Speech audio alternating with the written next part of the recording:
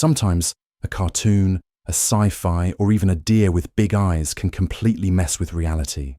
Like literally change laws, affect the economy, or have the President of the United States rethinking policy. Today we're looking at the times fiction accidentally, or not so accidentally, changed the real world.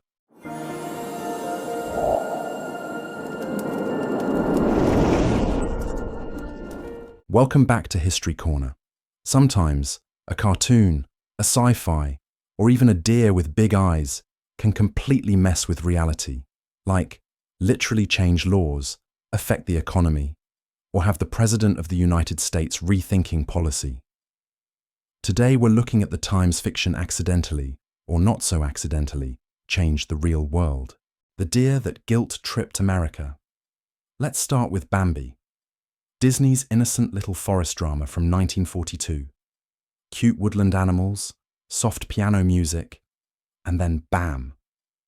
Mum gets shot.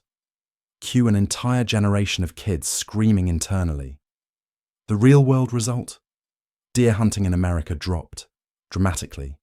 Hunters were suddenly the bad guys, and venison stew was out of fashion. Spinach gets a new image. I thought by the sailor man. I thought by the sailor man. A squinty-eyed dude with noodle arms who somehow became the poster child for healthy eating. In the 1930s, Popeye pops open a can of spinach, instantly becomes jacked, and smacks the bad guys into orbit. What happened in real life? Spinach sales shot up by 33%. Parents finally had a weapon in the war on picky eaters. The teen hacker who spooked the Pentagon. In war games, a high school kid accidentally hacks into NORAD and nearly starts World War III, all because he was trying to play a video game. Classic 80s misunderstanding. Sounds far-fetched, right? Well, the US government didn't think so. After the film came out, actual lawmakers panicked, like full-on, wait, can this actually happen? Panic. The result? A congressional investigation into hacking threats and the eventual passage of the Computer Fraud and Abuse Act of 1986, America's first anti-hacking law. So yes, a Matthew Broderick movie led to real cybersecurity policy. And now every time you mistype a password 3 times, you can thank war games for that charming piece of digital paranoia. Sunglasses and underwear. Tom Cruise slides across a hardwood floor in his tighty-whities, and Ray-Ban sunglasses in Risky Business. Just a guy dancing in his living room. What could it hurt? Apparently, nothing, except your wallet. Ray-Ban sales skyrocketed 40%. That scene sold more shades than any actual ad campaign ever has. The Pinot Noir Renaissance. In Sideways, a guy goes on a wine tour, complains about his life, and roasts Merlot harder than a Thanksgiving turkey. I am not drinking any fucking Merlot, he growls. And just like that, Merlot sales dropped. Meanwhile, Pinot Noir sales shot up 45%. So yes, one grumpy man ranting about wine tanked an entire grape industry. Cheers to that. History class, but with Daniel Day-Lewis. Steven Spielberg's Lincoln wasn't just Oscar bait with great facial hair. It also taught a lot of people that history can be weirdly unfinished. After the film came out, a professor in Mississippi saw it and did a little digging, only to discover that Mississippi never officially ratified the 13th Amendment. You know, the one that abolished slavery. Apparently, they voted on it back in 1865, but forgot to submit the paperwork. Classic bureaucracy. Embarrassed, the state finally submitted the proper documents in 2013. So thanks to Lincoln, Mississippi got its paperwork in order, only 148 years late, from tablets to flip phones. Now let's talk Star Trek, the original nerdy space show that launched 1,000 tech dreams. Flip phones, tablets, DVDs, computer disks, medical readout boards. Engineers and scientists openly admitted they were inspired by the gadgets on the show. And to honor Star Trek, the first space shuttle was named Enterprise. All inspired by this low-budget 60s sci-fi show with a lot of polyester and optimism. Pity we don't have warp drive or food replicators yet. Banjo music and boosted boating. Ah yes, Deliverance, 1972. The feel-good movie about friendship, wilderness adventure, and a banjo duel that somehow became more iconic than most Oscar speeches. Now, you'd think a film involving traumatizing backwoods violence would discourage people from visiting remote rivers. But nope. People saw the Chattooga River, where the film was shot, and thought, hey, that looks like fun. Before the film, maybe a few hundred paddled down the river every year. After the film's release, whitewater rafting on the Chattooga exploded, with tens of thousands hitting the river. Tour companies popped up overnight. Adventurers lined up to float past the same bends where fictional horrors unfolded. Because nothing says vacation like retracing the route of a cinematic nightmare. Why everyone's afraid of the water. Jaws, 1975, made going to the beach feel like volunteering as shark bait. That iconic music. That fin. That irrational fear of swimming anywhere deeper than a puddle. After Jaws hit theaters in 1975, beach attendance dropped.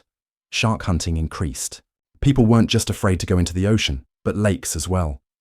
Even though we all knew there were no sharks there, the movie psyched us all out. Thanks a lot, Spielberg. The memoir that haunted Lincoln. Now let's throw it way back. In 1817, Captain James Riley publishes Sufferings in Africa, a real-life account of being enslaved in the Sahara. Riley was an American seaman and independent businessman bound for Europe in 1815. He never made it. Instead, the young sea captain and his crew were shipwrecked off the coast of Muslim-controlled Morocco. Guess who read it and was never the same? Abraham Lincoln. He later called it one of the most influential books he ever read. It shaped his views on slavery and human rights. So yeah, a dusty old shipwreck memoir helped lay the moral groundwork for the Emancipation Proclamation.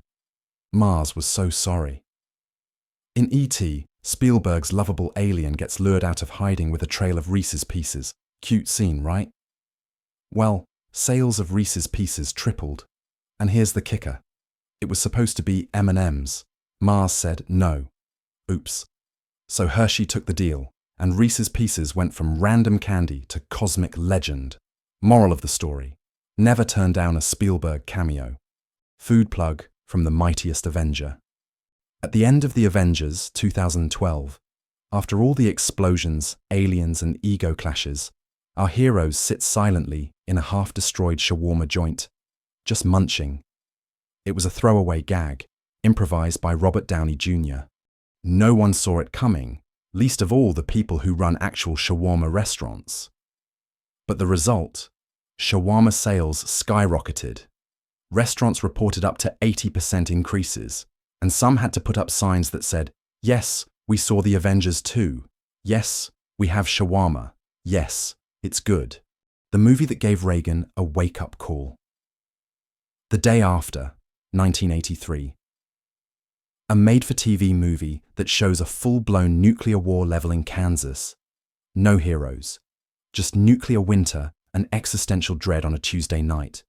It was so grim that it allegedly shook Ronald Reagan to his core, causing him to rethink US nuclear policy. So yes, a TV movie helped ease Cold War tensions. The book that lit a fire. Harriet Beecher Stowe dropped Uncle Tom's Cabin in 1852, and it was like lobbing a literary grenade into the slavery debate. The South hated it. The North rallied around it. When Lincoln met her, he reportedly said, "So you're the little lady who started this great war." Dramatic? Maybe. But this book did fire up the abolitionist movement, gave a human face to slavery, and made everyone uncomfortable, in the best way possible. And now we have to throw in one from the music industry. Olivia Newton-John's Let's Get Physical. This neon sweatband anthem didn't just top the charts, it kickstarted the 80s fitness craze. After the video dropped, gym memberships surged, aerobics classes exploded, and suddenly everyone owned leotards, headbands and leg warmers. And the song isn't even really about exercise, but try telling that to an entire generation doing crunches to it. Well, that's it. Thanks for watching. And if you've got a favorite example of art changing life, drop it in the comments. Don't forget to like and subscribe. See you next time.